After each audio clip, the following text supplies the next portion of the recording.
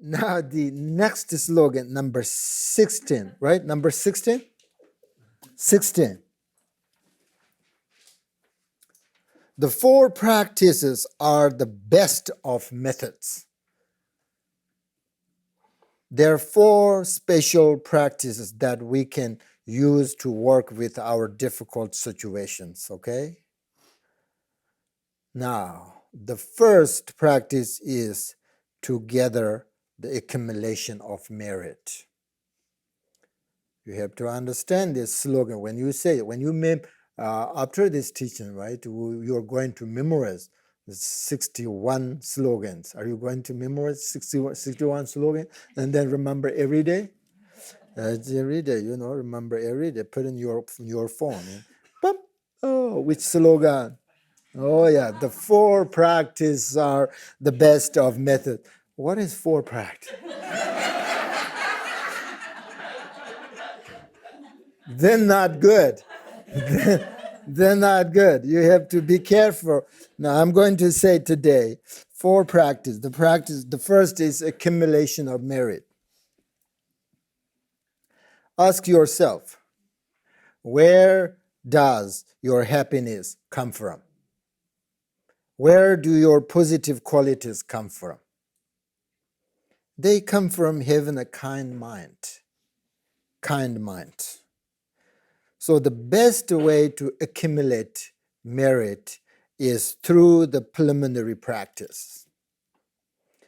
We take refuge and we generate bodhicitta and we make offerings to the three jewels with an understanding of their qualities. We recite the mantras and we help other beings by practicing the six transcendent perfections, six paramatas. Through these practices, we gather the accumulation of merit. That's why the preliminary is for.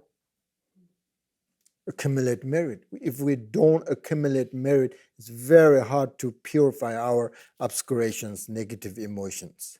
So that's why first we have to accumulate merit so that the realization will arise.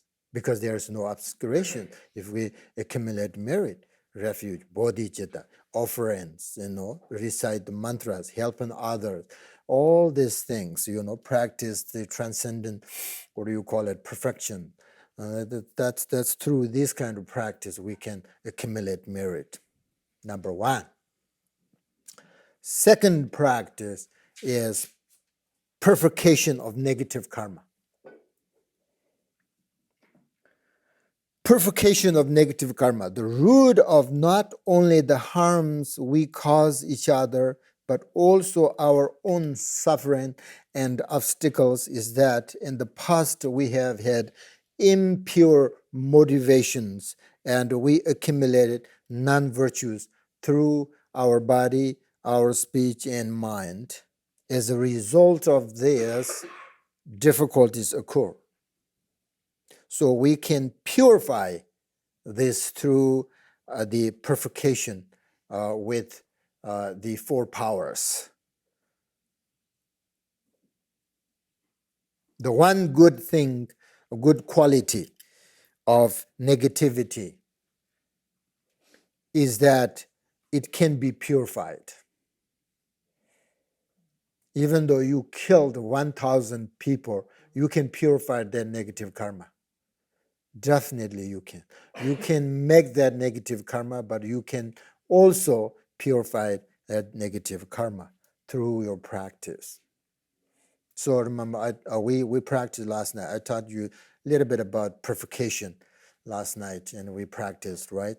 So you already know all about this thing, the purification of negative karma, right? Through practice by the sattva. That's the second practice, right?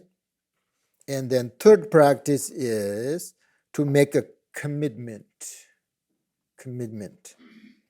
We develop a deep feeling of regret while we are purifying our negative past actions, this impure motivations. And then when we regret, we remember it, then we make a promise to never do these negative actions ever again. Do you remember yesterday where without making a commitment for the future, there is no purification. So if you make this commitment, you will become more and more pure.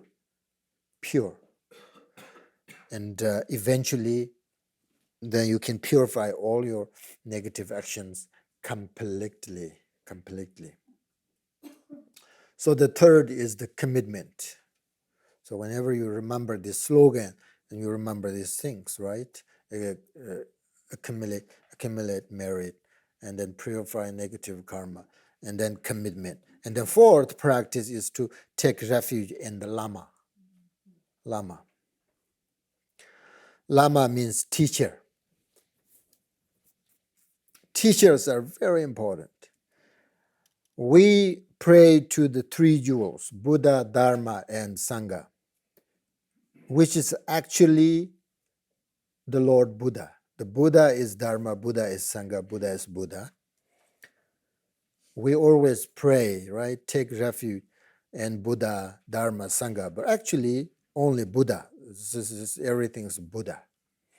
But there is a long gap in time separating us from the Buddha, like 2,000, almost 600 years, right? So we cannot receive blessings directly from Buddha. For that reason, we need to rely on Lama or teacher. All of the power of the Buddha's blessings and the lineage blessings has been passed down to the Lamas and teachers, so he can give them directly to us. So therefore, they say the root of blessing is the Lama. Because of that, there is the lineage, lineage blessings, the teachings, the oral instructions blessings. Those are the blessings. Those who has those the teachers has those things, those blessings. So therefore, we need practice, take refuge in Lama. So usually a student needs at least three qualities in order to practice Dharma and attain enlightenment. So these qualities are very important for you. I taught on these qualities during our last teachings. But since not all of you were there, so I will briefly tell you again. It's very important. If you want to become a very good student, you need these qualities. First of the three qualities is wisdom. Wisdom. It is important to develop a wisdom mind according to Buddhism. Wisdom is the ability to think and act using knowledge, experience, and understanding. Wisdom is the most important. For example, you have to, the faith and devotion, these are the foundation of your practice, like refuge, But without understanding, what is faith, why, all these things, you need reasons, in order to know that you need wisdom. You just don't believe. It's not good. You just believe. Why? Not good. There is a reason why you believe, why you have this, why you practice this, why faith is important, why, how should I develop faith, and all this kind of thing. You need wisdom. So there are three wisdoms, right? The wisdom of learning. First, you have to study, you learn, and the wisdom of contemplating, sampa. And then the wisdom of not enough only wisdom of learn, wisdom of contemplate, not enough that. Then you need wisdom of meditating, so which will give you some personal experience or practice. So wisdom is the number one you need the quality. And the second character is faith. Faith is confident or trust in a person or thing, right? So you have to believe in three things. You have to believe your teacher, you have to believe your lineage, and you have to believe the teachings of your lineage. But in order to believe all these three things, first you need wisdom. Otherwise, it's difficult, right? Otherwise, you don't know. If you don't have wisdom, you don't know why you believe your teacher, why you have to believe your lineage, all that things. So you need this quality, faith. Faith is the foundation of not only Buddhism, all the religions. Very important. Faith is very important, but under the wisdom, with the wisdom faith, very important. Otherwise, if you don't have faith, there is no blessing. Blessings refer to development of virtues, qualities that you did not previously have. So faith gives you blessings. Number 3, diligence. Diligence. You should not be satisfied with just doing a little bit this kind of retreat or few practice or few prayers. Not enough. You should promise to practice as long as you live and until you have attained enlightenment. Not only for a few days, you have to practice until attain enlightenment. So these three, if you have these three, then enlightenment is in your palm, in your hand.